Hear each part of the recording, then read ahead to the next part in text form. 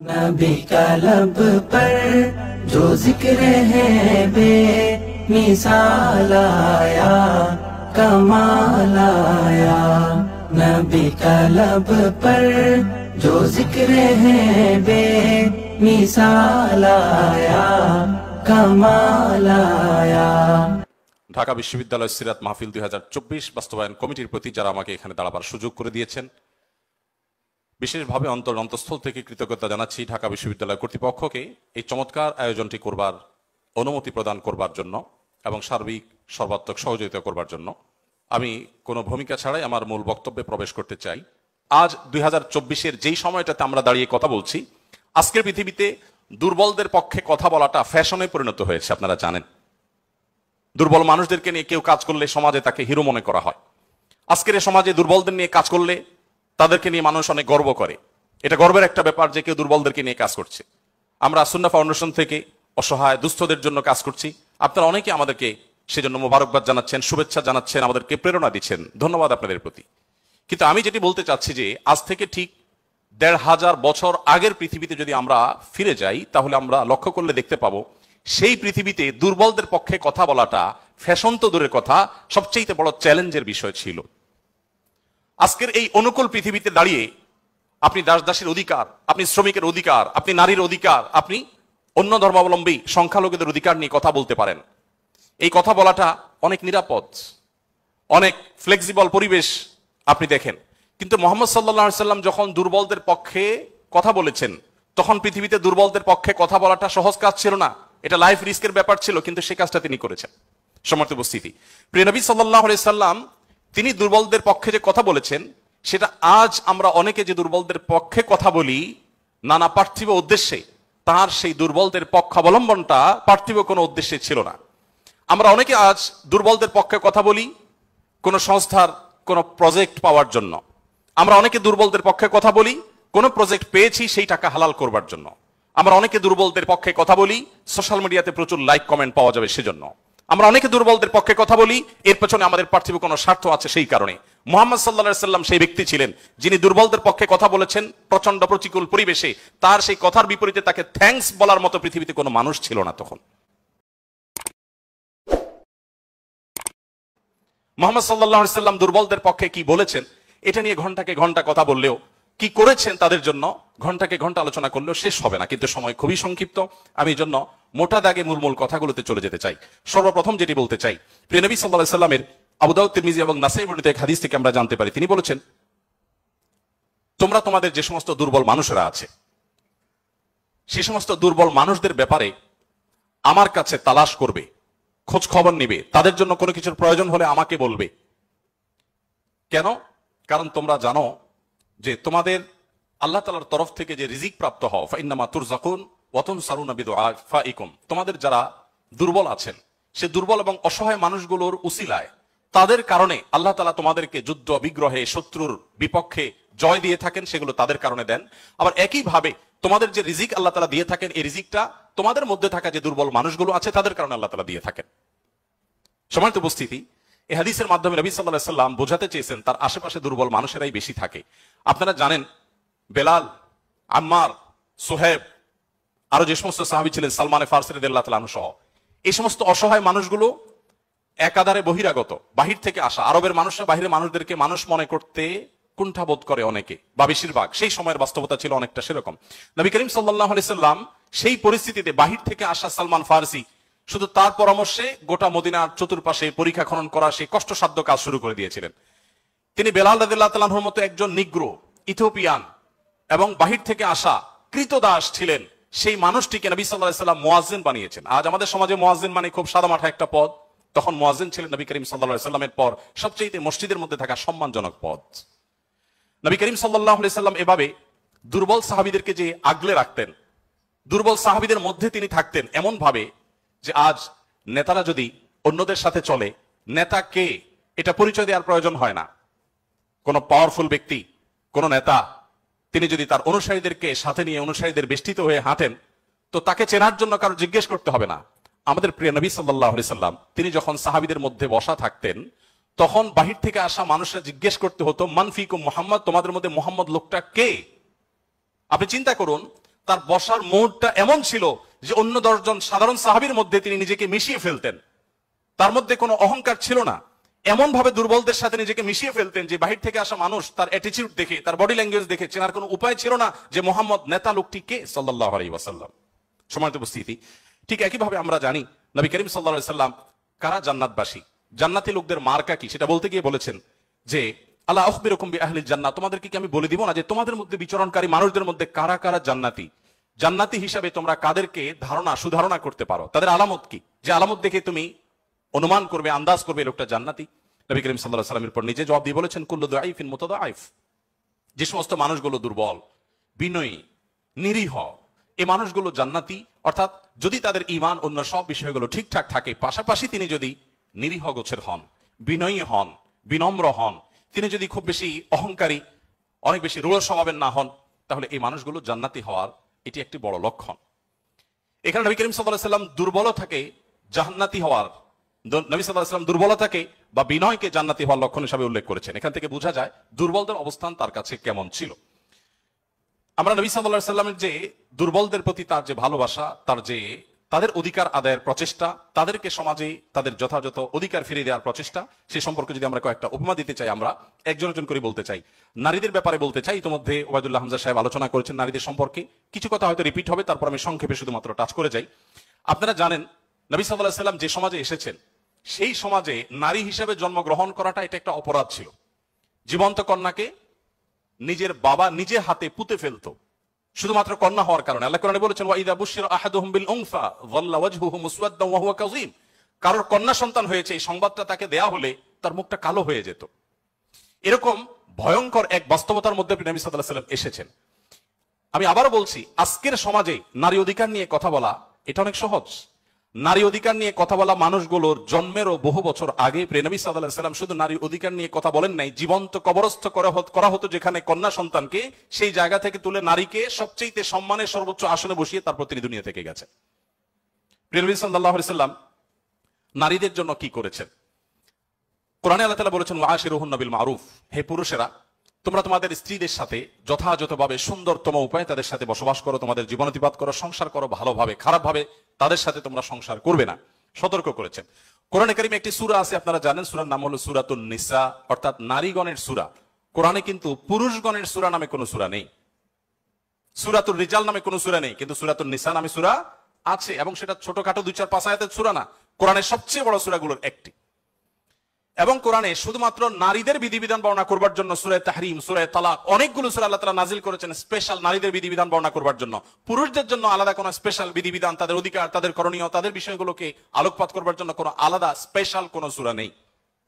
আপনারা জানেন কোরআনে আল্লাহ রাব্বুল আলামিন নারীদের সম্পর্কে যত আলোচনা করেছেন, শুধু সেগুলোই ঘন্টায় ঘন্টা আলোচনা করলে শেষ করা যাবে না। প্রিয় নবী সাল্লাল্লাহু আলাইহি ওয়াসাল্লাম তার, আপনারা জানেন, একাধিক স্ত্রী ছিলেন। একাধিক স্ত্রী থাকলে দাম্পত্য জীবনে টুকটাক মনোমালিন্য হয়, তার ক্ষেত্রেও হয়েছে। তিনি কখনো কোন নারীর গায়ে আঘাত করেননি, কোন নারীকে কখনো প্রহার করেননি, তার জীবনে একটি বারের জন্য সেই ঘটনা ঘটেনি।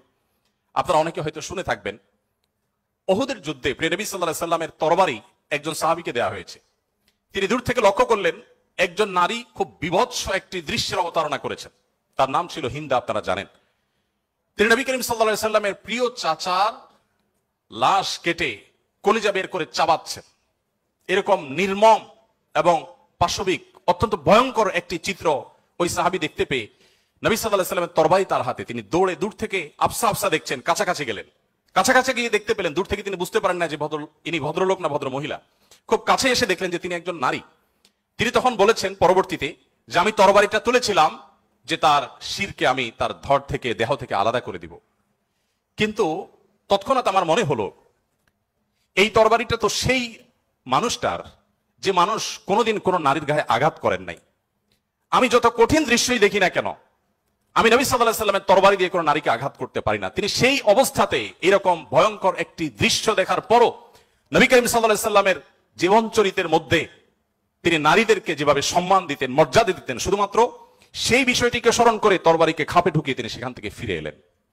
প্রিয় নবী সাল্লাল্লাহু আলাইহি ওয়াসাল্লাম তিনি যুদ্ধের ময়দানে কয়েক শ্রেণী মানুষকে কোনোভাবেই যেন হত্যা না করা হয় তার জন্য আগে থেকে বলে রেখেছেন, এবং যুদ্ধের আগে যোদ্ধাদেরকে, মুজাহিদদেরকে বলে রাখতেন, খবরদার রণাঙ্গনে শত্রুপক্ষের অন্য সব মানুষকে আঘাত করলো, নারীদেরকে আঘাত করবে না। আপনারা এই জন্য সাহাবীদের মধ্যে পুরুষ সাহাবীদের শহীদ হওয়ার অনেক লম্বা ফিরিস্তি বা লিস্ট আপনারা দেখতে পান। মহিলা সাহাবীদের লিস্ট খুব বেশি একটা দেখা যায় না, যদিও পুরুষদের আল্লাহর জন্য জীবন উৎসর্গ করার এই পথের সর্বপ্রথম পথ নির্দেশ করেছেন যিনি, অবাক করা বিষয় হলো তিনি একজন নারী, সুমাইয়া রাদিয়াল্লাহু তাআলা আনহা। প্রিয় ভাইরা আমার, নবী করিম সাল্লাল্লাহু আলাইহি সাল্লাম তার জীবনের একেবারে শেষের দিকের বক্তব্যগুলোর ভাষণগুলোর একটি ছিল ইস্তাউসু বিন নিসাই খায়রা, তোমরা নারীদের ব্যাপারে আমার কাছ থেকে ভালো ওসিয়ত গ্রহণ করো। অর্থাৎ আমি তোমাদেরকে ওসিয়ত করছি, আমি জীবনের শেষ মুহূর্তে অন্তিম মুহূর্তে তোমাদেরকে উপদেশ দিচ্ছি, নারীদের বেলায় মহিলাদের ব্যাপারে তোমরা ভালো আচরণ করবে, এটি আমার কাছ থেকে শুনে রাখো। নবী করিম সাল্লাল্লাহু আলাইহি ওয়াসাল্লাম তিনি তিনটি জিনিসকে খুব বেশি ভালোবাসতেন, তিনটি জিনিস তার কাছে খুব বেশি প্রিয় ছিল। আপনারা অনেকে হাদিসটি জানেন। তার একটি ছিল সুগন্ধি, তিনি পারফিউম আতর খুব পছন্দ করতেন। আরেকটি ছিল সালাত নামাজ, এটি তার চক্ষু শীতলতার কারণ ছিল, তার অনেক ভালো লাগতো নামাজ আদায় করতে। আরেকটি ছিল নারী। এখানে নারী প্রিয়র অর্থ হলো বাবা এবং মায়ের মধ্যে নবী সাল্লাল্লাহু আলাইহি সাল্লাম বাবার চাইতে মাকে বেশি প্রায়োরিটি দিতেন। সন্তানের মধ্যে ছেলে এবং মেয়ের মধ্যে মেয়েকে বেশি ভালোবাসতেন, এত বেশি ভালোবাসতেন যে প্রিয় নবী সাল্লাল্লাহু আলাইহি সাল্লামকে আল্লাহ তাআলা ছেলে সন্তান দিয়েছেন, তাদের সবাইকে শৈশবে মৃত্যু দিয়েছেন, তার একমাত্র চারটি কন্যা সন্তানকে বাঁচিয়ে রেখেছেন। দিন শেষে তিনি কন্যাদের বাবা হয়ে বেঁচেছিলেন, ছেলেদের বাবা হয়ে বেঁচে ছিলেন না। ঠিক একইভাবে প্রিয় নবী সাল্লাল্লাহু আলাইহি সাল্লামের আরেকটা হাদিস সহিহ মুসলিমে বর্ণিত হয়েছে, আমরা জানি নবী সাল্লাল্লাহু আলাইহি সাল্লাম বলেছেন, কেউ যদি তার দুটি কন্যা সন্তানকে প্রাপ্তবয়স্ক হওয়া পর্যন্ত সুন্দর আচরণ করে, যথাযথভাবে লালন পালন করে, কোনো প্রকার বৈষম্য না করে, অবিচার না করে, তাদের প্রতি সদাচরণ করে, তো কিয়ামতের ময়দানে নবী সাল্লাল্লাহু আলাইহি সাল্লাম বলেছেন সেই লোক শুধু জান্নাতে যাবে না, কিয়ামতের দিন আল্লাহ নবী সাল্লাল্লাহু আলাইহি সাল্লাম বলেছেন আনা ওয়া হুয়া কাহাতাইন, সে এই দুটি আঙ্গুল যেরকম পাশাপাশি অবস্থান করছে জান্নাতে আমার ঠিক কাছাকাছি এইভাবে অবস্থান করবে, দুটি কন্যা সন্তানকে যথাযথভাবে পালন করবার কারণে। আমি জানি না আপনারা নিশ্চয় অনেকে অনেক হাদিস পড়ে থাকবেন, আপনারা এমন কোন হাদিস পেয়েছেন কিনা যে 1 ডজন ছেলে সন্তান লালন পালন করলে এইরকম কোন ফজিলত এর কথা কোথাও বলা হয়েছে? আপনারা দেখেছেন এরকম কোন হাদিস? আমি অন্তত পাই নাই যে 1 ডজন ছেলে লালন পালন করেছে কোনো মা বাবা, তার বিনিময়ে তাদেরকে নবী সাল্লাল্লাহু আলাইহি সাল্লাম বলেছে যে 12টা যেহেতু করেছে, দুইটা মেয়ের বিপরীতে 12টা ছেলে করেছে, একটা পুরস্কার হোক না, এরকম কোন পুরস্কারের কথা আমার জানা নেই। এরপরে যখন এক শ্রেণী মানুষ বলে যে ইসলাম নারীদেরকে ঠকিয়েছে, তখন তাদের ব্যাপারে কি বলা যায় সেটা আপনারা ঠিক করবেন। সম্মানিত উপস্থিতি, নবী করিম সাল্লাল্লাহু আলাইহি ওয়াসাল্লাম বলেছেন, কোন বাবা, কোন অভিভাবক, কোন প্যারেন্টস, কোন মা যদি কোন কন্যার কারণে কন্যা দায়গ্রস্ত হয়ে পড়েন, সমাজের মানুষের কুসংস্কারের কারণে যদি তার মুখটা ছোট হয়ে যায়, কোন কারণে তিনি যদি কোনটা সময় পরিস্থিতির মধ্যে পড়ে যান, এরপরও তিনি যদি সেই মেয়েদেরকে লালন পালন করার ক্ষেত্রে কোনো কার্পণ্য না করেন, সমাজের বিরুদ্ধে দাঁড়িয়ে বুক টান টান করে যদি তার কন্যাদেরকে তিনি ভালোবাসা দেন, সদাচরণ করেন, তাদের অধিকার যথাযথভাবে দিয়ে দেন,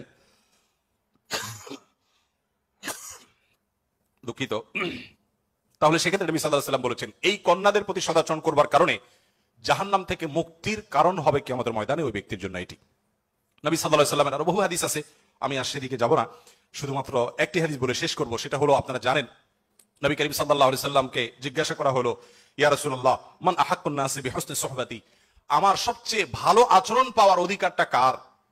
নবীজি সাল্লাল্লাহু আলাইহি ওয়াসাল্লাম বলেছেন উম্মাক, তুমি সবচেয়ে ভালো আচরণ করবে তোমার মায়ের। এরপর জিজ্ঞাসা করা হলো, হে আল্লাহর রাসূল তারপর? আপনারা জানেন হাদিসটি খুবই প্রসিদ্ধ হাদিস, তিনি বলেছেন তারপর তোমার মায়ের। জিজ্ঞাসা করা হলো তারপর, এরপরে বললেন তারপরও তোমার মায়ের। এরপর সাহাবী যখন জিজ্ঞাসা করলেন ইয়া রাসূলুল্লাহ তারপর, এরপর বললেন তোমার বাবার। আপনারা অনেকে শুনেছেন ডক্টর জাকির নায়েক, তিনি এই হাদিস প্রসঙ্গে বলেছেন আল্লাহ নবী সাল্লাল্লাহু আলাইহি ওয়াসাল্লাম গোল্ড মেডেলটাও দিলেন মাকে, তারপর সিলভার মেডেলটাও দিলেন মাকে, ব্রোঞ্জটাও দিলেন মাকে, বাবাকে দিলেন একটা সান্ত্বনা পুরস্কার। এরপরে যদি কেউ বলে যে ইসলাম নারীদেরকে ঠকিয়েছে, যে যুক্তিতে বলে সেটা আপনারাও জানেন আমিও জানি, বলা হয় বাবার সম্পদে ছেলে যদি 2 টাকা পায়, মেয়ে 1 টাকা পায়, এখানে মেয়ের প্রতি অবিচার করা হয়েছে। আপনারা জানেন এর মতো হাস্যকর একটা দাবি আরেকটি হতে পারে না, কারণ ছেলে বেচারা, এতক্ষণ শুধু মেয়েদের কথা বলছি, আসলে একটু ছেলেদেরকে আমরা দুর্বল হিসেবে দেখি। ছেলে বেচারা প্রাপ্তবয়স্ক হওয়ার পর বাবা মা তার ভরণ পোষণ দিতে বাধ্য নন। যদি বাবা বলেন যে তুমি প্রাপ্তবয়স্ক হয়ে গেছো, তোমার চাল ডাল তুমি জোগাড় করো, বাবা মা সেটা বলতে পারেন, সে রাইট তাদের আছে। বিয়ে এখনো বেচারা করে নাই, মাত্র প্রাপ্তবয়স্ক হয়েছে। এরপর প্রাপ্তবয়স্ক হওয়ার পর যখন বিয়ে শাদীর চিন্তা করে, বাপ মা এটা বলতেই পারেন যে বাবা তোমার বিয়ে শাদীর টাকা তুমি জোগাড় করো, আমি তোমার বইয়ের গহনা কিনে দিব, মোহর জোগাড় করব, তোমার খরচ খরচা দিব। এটা বাবা মা করতে বাধ্য নন শরীয়তের দৃষ্টিকোণ থেকে, ছেলেরটা ছেলেকেই জোগাড় করতে হবে। আপনাদের অনেকগুলো প্রশ্ন আমার কাছে আসছে, এর মধ্যে সবচেয়ে কমন যে প্রশ্ন বারবার এসেছে সেটা হলো যুবকদের প্রশ্ন, বাবা মা বিয়ে দিতে চায় না, আমরা কি করব? আমি সে প্রশ্ন উত্তরে যেতে পারবো কিনা জানি না, তবে তরুণদের আহাজারে আমাকে খুব কষ্ট দেয়। কারণ আমি খুব বেশি বয়সে বিয়ে করিনি, আমি এখন নানা হয়েছি, আপনারা অনেকে জানেন। আমার এই বয়সে আমি নানা হয়েছি, এটা অনেকে শুনলে আসমান থেকে নাজিল হওয়ার উপক্রম হয় যে কিভাবে সম্ভব। তো আমি বলি, আমি আমার সংসার জীবন গোছানো শেষ, আমি এবং আমার মিসেস সহ বাকি জীবন আরামের সাথে দেশ বিদেশ যদি ঘুরেও বেড়াই, আল্লাহ বিল্লাহ করে বাকি জীবন কাটিয়ে দিই, আমার কোনো টেনশন নাই, কারণ আমার সংসারের সব সেট আপ করা শেষ।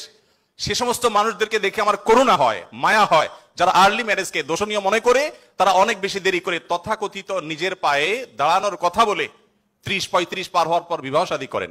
এই মানুষগুলো তাদের ছেলে মেয়ে হইতে হইতে, প্রথম তো আবার ছেলে মেয়ে নেওয়া যাবে না, একটা লম্বা সময় এনজয় করতে হবে, 40-এর পর হয়ে যায় ছেলে মেয়ে হতে হতে। এরপর এই ছেলে পড়ালেখা করে গ্রাজুয়েশন করতে করতে 55-60 ছুঁই ছুঁই হয়ে যায়, ততক্ষণে সংসারের ঘানি টানতে থাকে। আল্লাহ না করুন ছেলেটা যদি অমানুষ হয়, এই বেচারা বৃদ্ধ বয়সে আর যাওয়ার কোনো উপায় নাই। আবার সন্তান তো একটা বা দুইটা বেশি নেওয়া যাবে না, তাহলে তার দুঃখের কোনো শেষ আছে? আর আমার সবকিছু কমপ্লিট। এখন ছেলে মেয়ে যদি বেশি বেতাল হয়, বেলাইন হয়, সোজা কানটা মলে দিয়ে দরজা দেখা দিতে কোনো অসুবিধা নাই, কারণ আমার সেকেন্ড থার্ড ফোর্থ অপশন আছে, অনেকগুলো সন্তান আছে, আর দ্বিতীয়ত আমার বয়সে এখনো অনেকখানি বাকি আছে। যাই হোক, আমি সেদিকে যাচ্ছি না। আমি যেটা বলছিলাম সেটা হলো ছেলেদের এই বেচারাদের যে অসহায়ত্ব, এটার কথা কেউ বলে না। দেখেন, আমিও নারীদের ওয়াজি করে গেলাম, ছেলেদের অসহায়তার কথা একটু বলি। এই বেচারারা যতদিন বাবার সংসারে থাকবে, তোমার ঘানে তুমি টানো, বাবা মা বাধ্য না। মেয়েকে কিন্তু এটা বাবা বা মা বলতে পারেন না।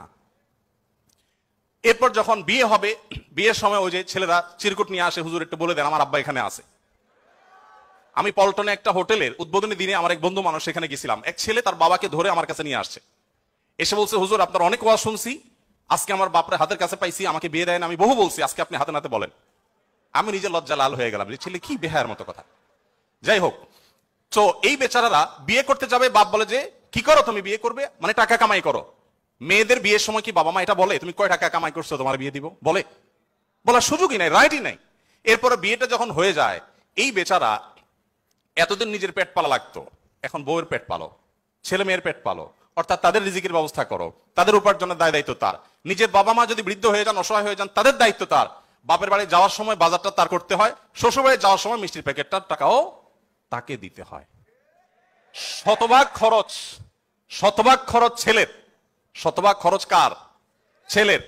আর বাপের সম্পদে পাবে হলো 2 টাকা 2 আনা, আর মেয়ে পাবে 1 টাকা। তার অন্যের খরচ তো দূরের কথা, নিজের খরচই তার উপরে বর্তায় না। ইসলাম কি তাকে কম দিয়েছে না বেশি দিয়েছে? একজনকে 2 টাকা দিয়ে বাজারে পাঠিয়ে বিরাট বড় ফর্দ দেখাই দিচ্ছেন, এতগুলো সব তোমাকে আনতে হবে। আরেকজনকে 1 টাকা দিয়ে বললেন যে তুমি শুধুমাত্র এই টাকা দিয়া যা খুশি তা করতে পারো।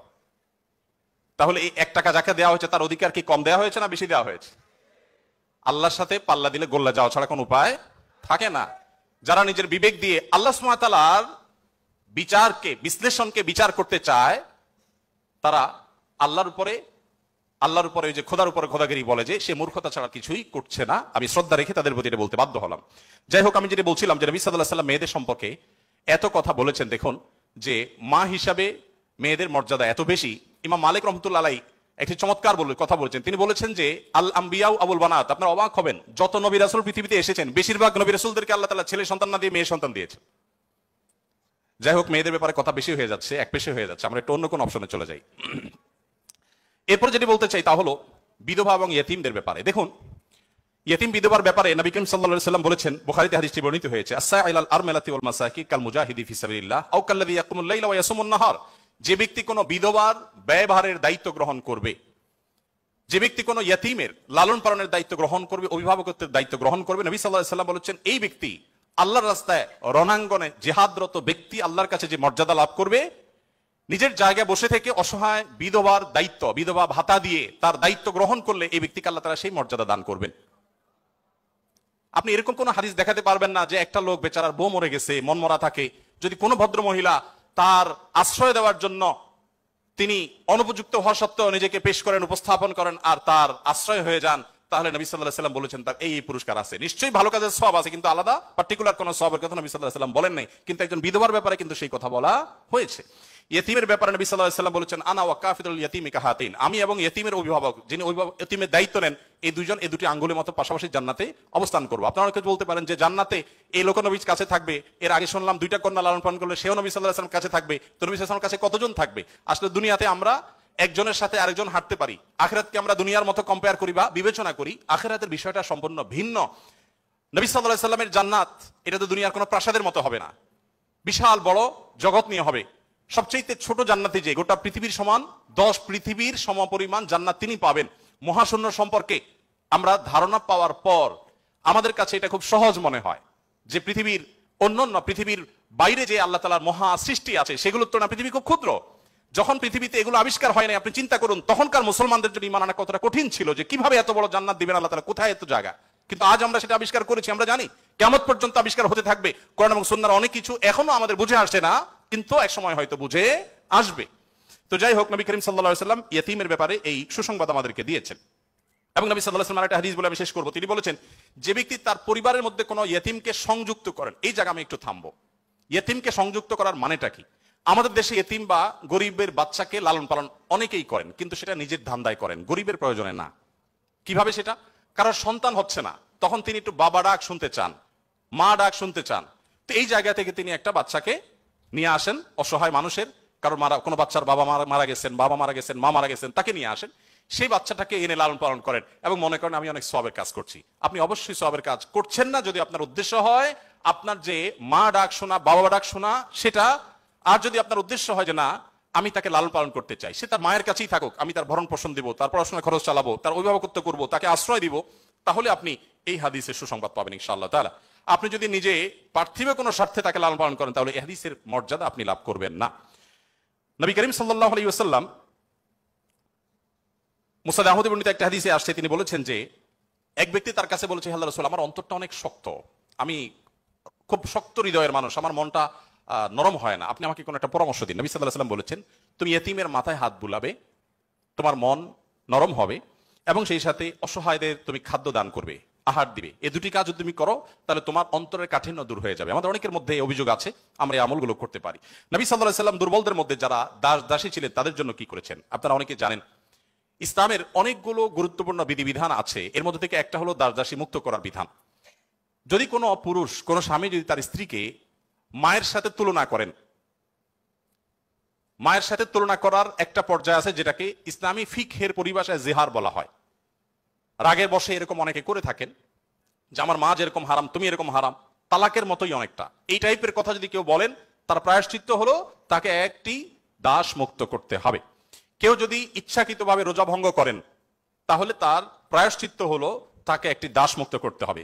কেউ যদি শপথ করে শপথ রক্ষা না করেন, ভঙ্গ করেন, তাহলে তাকে দাস মুক্ত করতে হবে। কেউ যদি কোনো মানুষকে হত্যা করেন, ভুলে হত্যা করেন, তার প্রায়শ্চিত্তগুলোর মধ্যে থেকে একটা হলো তাকে দাস মুক্ত করতে হবে। এভাবে ইসলাম অনেকগুলো ভুলের প্রায়শ্চিত্ত হিসাবে অন্য কোনো অপশনের চাইতে দাস মুক্তিকে প্রায়োরিটি দিয়েছে, গুরুত্ব দিয়েছে। নবী সাল্লাল্লাহু আলাইহি ওয়াসাল্লাম বারবার বলেছেন, কারণ তিনি চাইতেন মানুষ দাস না থাকুক, মানুষ মুক্ত হয়ে যাক। নবী সাল্লাল্লাহু আলাইহি ওয়াসাল্লাম আজকের পৃথিবীর মতো ফ্যাক্টরি রেভলিউশনের পর মানুষের মুক্তির জন্য বা দাস প্রথার বিরুদ্ধে তিনি কথা বলেছেন এমন না। আমি আগেই বলেছি, আজ পৃথিবীতে বহু দুর্বলদের পক্ষে কথা বলা মানুষ পাবেন, তার সবগুলো বেশিরভাগই দেখবেন স্বার্থের কারণে। আমরা নিজেরাও দুর্বলদের সহযোগিতা করি। এই যে বন্যা গেল, অনেকেই বন্যার সময় ত্রাণ নিয়ে গেছেন জাস্ট একটা ছবির জন্য, অনেকে ত্রাণ নিয়ে গেছেন, কষ্ট করেছেন, শুধু তার একটা লাইভ দরকার, কিছু লাইক দরকার, কিছু কমেন্ট দরকার, কিছু বাহবা দরকার। তো নবী সাল্লাল্লাহু আলাইহি ওয়াসাল্লাম দাসীদের মুক্তির জন্য কথা বলেছেন সেই সমাজে যখন দাসী ছিল। আজকের যুগে বিএমডব্লিউর মালিক হলে যেরকম গর্বের, দাসী থাকা সেরকম গর্বের। এরকম মূল্যবান অ্যাসেট কোনো বিনিময় ছাড়া মুক্ত করে দেওয়ার জন্য নবী সাল্লাল্লাহু আলাইহি ওয়াসাল্লাম উৎসাহিত করতেন। শুধু তাই নয়, আপনারা জানেন যে নবী করিম সাল্লাল্লাহু আলাইহি ওয়াসাল্লাম বলেছেন, কোন দাসকে যদি কেউ মুক্ত করে তাহলে ওই দাসের প্রতিটি অঙ্গকে মুক্ত করার বিনিময়ে যে ব্যক্তি এই কাজটি করলেন, আল্লাহ তাআলা ওই ব্যক্তিকে তার ওই অঙ্গকে জাহান্নাম থেকে মুক্তির পরোয়ানা দান করবেন। নবী সাল্লাল্লাহু আলাইহি ওয়াসাল্লাম আরেকটি হাদিস আছে, তিনি বলেছেন জীবনের শেষ কথা। নবী সাল্লাল্লাহু আলাইহি ওয়াসাল্লামের জীবনের শেষ কথা কি আমরা জানি, অনেকে জানি, আসসালাতু আসসালাত ওয়া মা মালাকাত আইমানুকুম, অর্থাৎ নবী করিম সাল্লাল্লাহু আলাইহি ওয়াসাল্লামের জীবনের শেষ কথা ছিল তোমরা নামাজের ব্যাপারে দায়িত্বশীল থাকবে, নামাজের ব্যাপারে দায়িত্বশীল থাকবে এবং তোমাদের দাস দাসীদের ব্যাপারে দায়িত্বশীল আচরণ করবে। এটা ছিল তার জীবনের শেষ কথা। একটা মানুষের কাছে দাস দাসীদের অধিকার কত গুরুত্বপূর্ণ হলে, অধীনস্থ মানুষগুলোর অধিকার কত গুরুত্বপূর্ণ হলে জীবনের শেষ কথা এটা বলে চলে যান যে তোমরা তাদের ব্যাপারে খবরদার সদাচরণ করবে, তাদের প্রতি কোনো জুলুম অবিচার করবে না। আপনারা অনেকে আবু মাসউদ আনসারী রাদিয়াল্লাহু তাআলা আনহুর নাম শুনেছেন। আবু মাসউদ আনসারী রাদিয়াল্লাহু তাআলা আনহু তার একজন দাসকে প্রহার করছিলেন, অধীনস্থকে, কাজের লোককে প্রহার করছিলেন। নবী সাল্লাল্লাহু আলাইহি ওয়াসাল্লাম পেছন থেকে বললেন, আলাম আবু মাসউদ, সাবধান, শুনে রাখো আবু মাসউদ, লাল্লাহু আকদারু আলাইকা মিনকা আলাই, তুমি এই দাসের প্রতি যতটা পাওয়ার রাখো, হোল্ড করো, আল্লাহ তাআলা তোমার উপর তার চেয়ে বেশি পাওয়ার হোল্ড করেন, মাইন্ড ইট। এই কথা শোনার পর আবু মাসউদ আনসারী রাদিয়াল্লাহু তাআলা আনহু সেই দাসকে মুক্ত করলেন। বলে, ইয়া রাসূলুল্লাহ, আমি তাকে মুক্ত করে দিলেন। তখন নবী সাল্লাল্লাহু আলাইহি ওয়াসাল্লাম বলেছেন, যদি তুমি আজ তাকে মুক্ত না করতে, জাহান্নাম তোমাকে স্পর্শ করতো। আব্দুল্লাহ ইবনে ওমর রাদিয়াল্লাহু তাআলা আনহু বলেছেন, আমি নবী করিম সাল্লাল্লাহু আলাইহি ওয়াসাল্লামকে বলতে শুনেছি, যে ব্যক্তি কোনো দাসের প্রতি জুলুম করবে, তাকে অন্যায়ভাবে প্রহার করবে, তার কাজের লোককে, অধীনস্থ লোককে, তার প্রায়শ্চিত্ত হলো সেই অধীনস্থ লোকটাকে সে মুক্ত করে দিতে হবে, দাস মুক্ত করে দিতে হবে, যেটা সহজ কোনো ব্যাপার ছিল না তখন। বুখারীর একটি বিশ্ববিখ্যাত হাদিস, স্বর্ণের অক্ষরে যেটা টানিয়ে রাখা দরকার আমাদের বাসা বাড়িতে। নবী সাল্লাল্লাহু আলাইহি ওয়াসাল্লাম বলেছেন, ইখওয়ানুকুম খাওয়ালুকুম, তোমাদের ভাই ব্রাদার যারা, তারাই তোমাদের অধীনস্থ কাজের মানুষ। এই মানুষগুলো সম্পর্কে নবী সাল্লাল্লাহু আলাইহি ওয়াসাল্লাম বলেছেন, জাআলাহুমুল্লাহু তাহতা আইদিকুম, তাদেরকে আল্লাহ তাআলা তোমাদের অধীনস্থ করে দিয়েছেন। এর মধ্যে ইঙ্গিত রয়েছে আল্লাহ চাইলে তোমাকে তার অধীনে করে দিতে পারতেন। অতএব ফামান কানা আখুহু তাহতা ইয়াদি, যে ব্যক্তি তার ভাই তার অধীনে থাকবে, অর্থাৎ কোনো দাস, কোনো দাসী অথবা যে কোনো কাজের মানুষ, এই হাদিসে দাস দাসীর কথা বলা হয়নি, যে কোনো কাজের লোক, অধীনস্থ মানুষ যদি কারোর অধীনে থাকে, ফালইউতইমহু মিম্মা ইয়াকুল, তাহলে সে যা খায় একই কোয়ালিটির খাবার যেন তাকে অফার করে, এবং সে যা পোশাক পরে একই কোয়ালিটির পোশাক যেন তাকে পরায়। একটু থামতে চাই এখানে।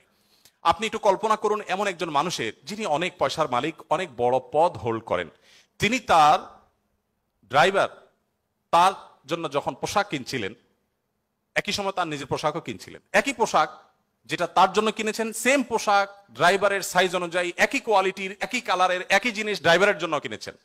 এই দৃশ্যটা কি কল্পনা করা যায়? আজকের বাস্তবতা এটা কি খুব সহজ বিষয় মনে হয়? আমরা তো অনেকে অধীনস্থ মানুষদের পাশে বসে খাবো এটাকেই দোষী বিষয় মনে করি। আমরা কি নিজেদেরকে সভ্য দাবি করি? আজকের পৃথিবীর মানুষের সভ্যতা যেখানে গিয়ে ঠেকবে, নবী সাল্লাল্লাহু আলাইহি ওয়াসাল্লাম তিনি এবং তার সাহাবা ইকরাম পৃথিবীকে যেই জায়গায় রেখে গেছেন সভ্যতার, সেখানে পর্যন্ত আজকের পৃথিবীর সভ্যতার সর্বোচ্চ শিখরে গিয়ে পৌঁছতে পারবে না। নবী করিম সাল্লাল্লাহু আলাইহি ওয়াসাল্লাম তিনি, তাকে একবার জিজ্ঞাসা করা হলো যে, হে আল্লাহর রাসূল, আমাদের যে কাজের লোক আছে, খাদেম আছে, এই লোকগুলোর যত ভুল করে কয়বার মাফ করা যায়? আপনি একটু বলেন, মানে এটা সীমা আছে তো, কতবার মাফ করা যায়? নবী করিম সাল্লাল্লাহু আলাইহি ওয়াসাল্লাম চুপ থাকলেন। লোকটা আবার একই কথা বললেন, নবী সাল্লাল্লাহু আলাইহি ওয়াসাল্লাম চুপ থাকলেন। তিনি আবার যখন বললেন, নবী করিম সাল্লাল্লাহু আলাইহি ওয়াসাল্লাম বলেছেন, দিনে 70 বার মাফ করবা। কতবার? এর মানে হলো তুমি নিজেকে নিয়ন্ত্রণহীন করবে না। এই বিষয়ে অবশ্য ওয়াজ করা অনেক সহজ, আমল করা অনেক কঠিন। আল্লাহ তাআলা আমাদেরকে আমলের তৌফিক দান করুন। এভাবে নবী করিম সাল্লাল্লাহু আলাইহি ওয়াসাল্লাম দুর্বলদের পক্ষে, দুর্বলদের অধিকার আদায়ের জন্য অনেক কথা বলেছেন। সেই সময় যখন দুর্বলদের পক্ষে কথা বলা আজকের মতো ফ্যাশনের বিষয় ছিল না।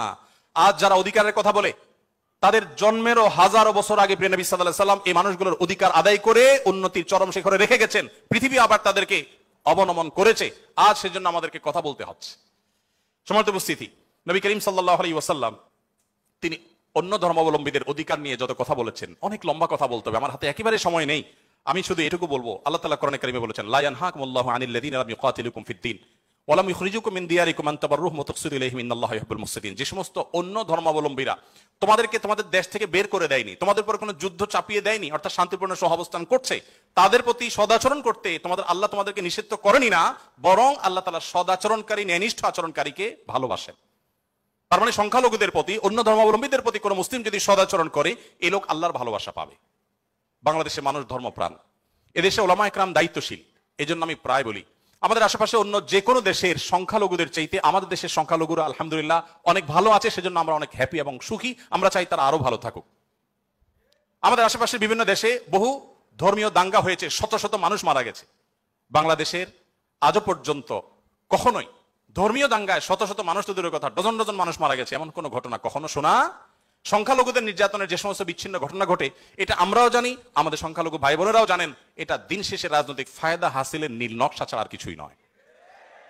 বাংলাদেশের সবচেয়ে বড় ধর্মীয় শিক্ষা প্রতিষ্ঠান হাটহাজারী মাদ্রাসার ঠিক কোল ঘেঁষে একটা মন্দির, আমি সেই মাদ্রাসার ছাত্র। এত প্রাচীন এই মন্দির এবং মাদ্রাসাও প্রাচীন, শতবর্ষী মাদ্রাসা এবং প্রাচীন মন্দির।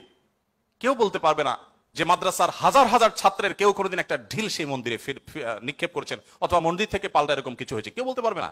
বাংলাদেশের মানুষের সাম্প্রদায়িক সম্প্রীতির যে উদ্যম দৃষ্টান্ত, পৃথিবীর অনেক উন্নত দেশেও সে দৃষ্টান্ত নাই। এটা আমরা কোত্থেকে পেয়েছি? ইসলাম থেকে পেয়েছি। আমাদের সংখ্যালঘু ভাই বোনদের প্রতি সদাচরণ করতে আমাদের ইসলাম বলে ভালো মুসলিম হওয়ার প্রয়োজনে আমাদের এটা করতে হচ্ছে।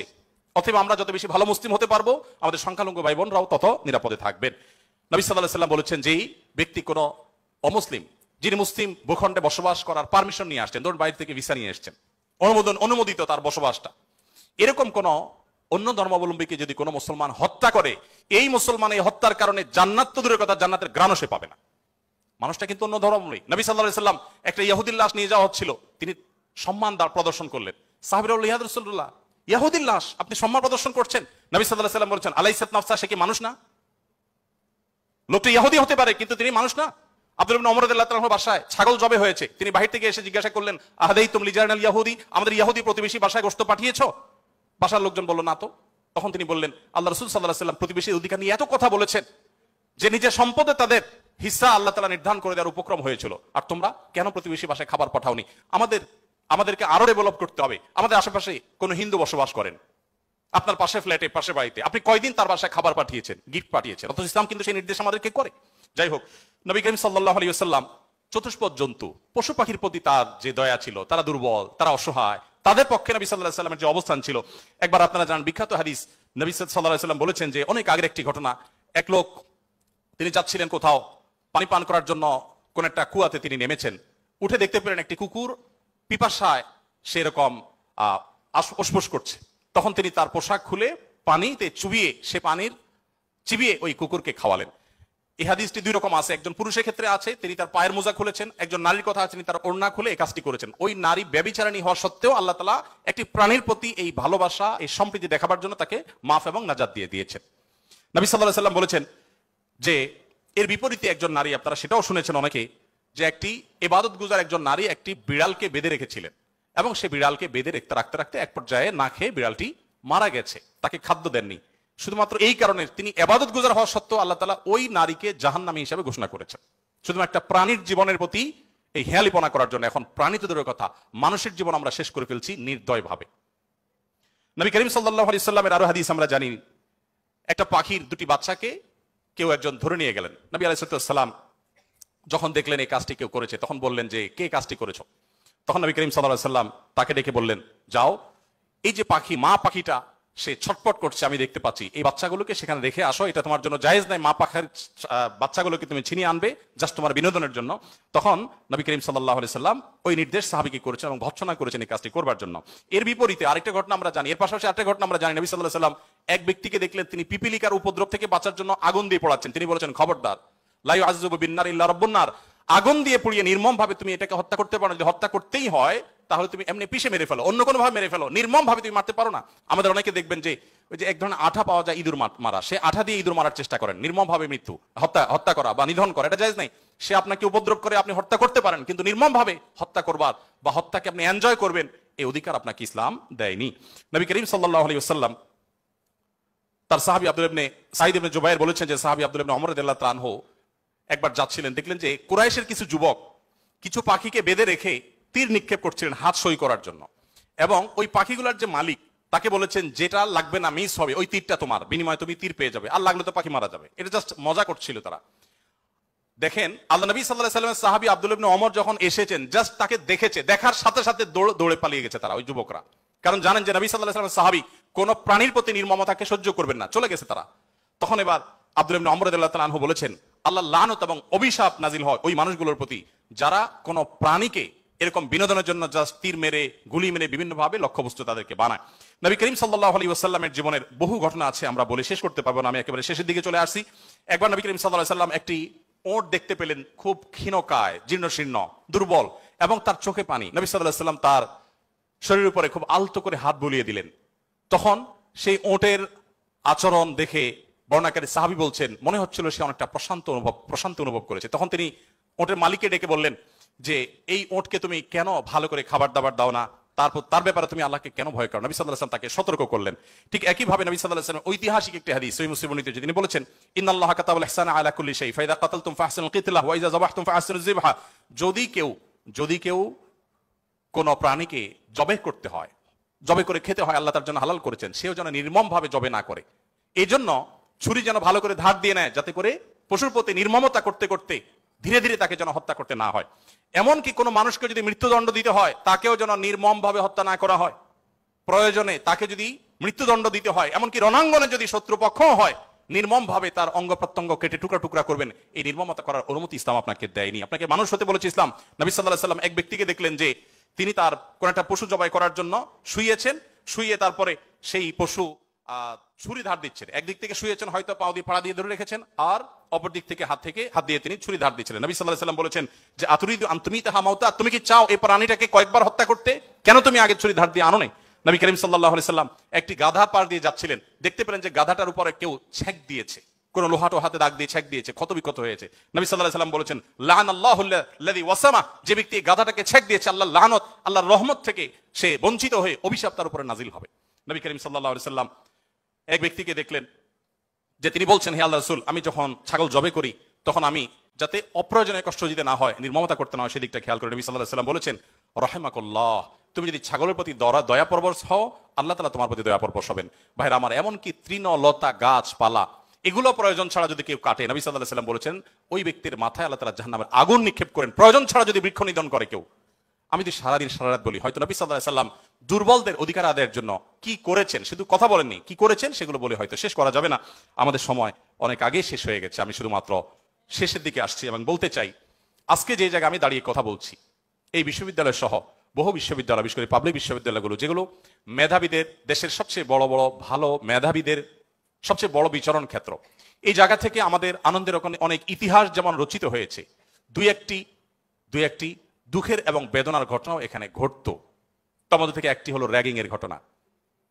নতুন একজন শিক্ষার্থী, যেখানে পুরাতন শিক্ষার্থী বা বড় ভাইদের কাছে, সিনিয়রদের কাছে স্নেহ ভালোবাসা পাওয়ার কথা, র্যাগিং এর নামে তাকে অপমানিত করা, অপদস্থ করা, তাকে হ্যারাসমেন্ট করা, তাকে অপমান অপদস্থ করে পশুর মতো বুনো আনন্দে মেতে ওঠা, এটা আমাদের দেশের অনেক শিক্ষা প্রতিষ্ঠানের একটি অঘোষিত কালচারে পরিণত হয়েছিল। আমরা আশা করব এই পশুত্ব, এই নির্মমতা, এটা আমাদের দেশে আর কোনো শিক্ষা প্রতিষ্ঠানে কোনোদিন ফিরে আসবে না। আমরা সবাই যদি দায়িত্বশীল হই, আমরা সবাই যদি মানুষ হই, ভালো মুসলমান হতে হলে ভালো মানুষ আমাদেরকে হতে হবে। আমরা যদি ভালো মানুষ হই, তাহলে আমাদের দ্বারা এরকম ঘটনা কখনো ঘটতে পারে না। একজন মানুষের কষ্ট কারণ আনন্দের কারণ হতে পারে না। নবী করিম সাল্লাল্লাহু আলাইহি ওয়াসাল্লাম বলেছেন, যে ব্যক্তি কোনো ছোটদের প্রতি স্নেহ করে না, ভালোবাসে না, সে আমার উম্মত না। ছোট এবং জুনিয়রদের প্রতি যদি স্নেহ মমতা না থাকে, ভালোবাসা না থাকে, সে আর যা হোক নবী করিম সাল্লাল্লাহু আলাইহি ওয়াসাল্লামের উম্মত হিসাবে পরিচিতি পাবে না। অতএব র্যাগিং এর এই অপসংস্কৃতিকে ঝেঁটিয়ে শিক্ষা প্রতিষ্ঠানগুলো থেকে বিদায় করতে হবে আপনাদেরকেই। সবাই রাজি আছেন তো ইনশাআল্লাহ? আল্লাহ তাআলা আমাদের সবাইকে সেই তৌফিক দান করুন। সময় উপস্থিতি, আমাদের আসরের সময় হয়ে গেছে অনেক আগেই। আমি খুব সংক্ষেপে শেষ করলাম। আপনাদের প্রশ্ন, অনেকগুলো প্রশ্ন আমার কাছে আছে, কিন্তু প্রশ্ন আমি এখনো টাচই করতে পারলাম না, তো সেজন্য আমি ক্ষমা চেয়ে নিচ্ছি। নামাজের পর আর কোনো সেশন আদৌ থাকবে কিনা আমি জানি না, তবে যেহেতু প্রশ্নগুলো আপনারা দিয়েছেন, আমি কোনো লাইভে সেটার উত্তর দিয়ে দিতে পারি। আর যদি নামাজের পরে সেশন হয়, তাহলে সেখানে আমরা 15-20 মিনিটের প্রশ্নগুলো উত্তর দেওয়ার চেষ্টা করতে পারি। আর একটি আহ্বান আপনাদের প্রতি আমি রাখতে চাই, সেটা হলো, আপনারা অনেকে আমাদের সাথে বিভিন্ন সময় যোগাযোগ করেন যে আসুন্নাহ ফাউন্ডেশনের সাথে আপনারা কিভাবে ইনভলভ হবেন।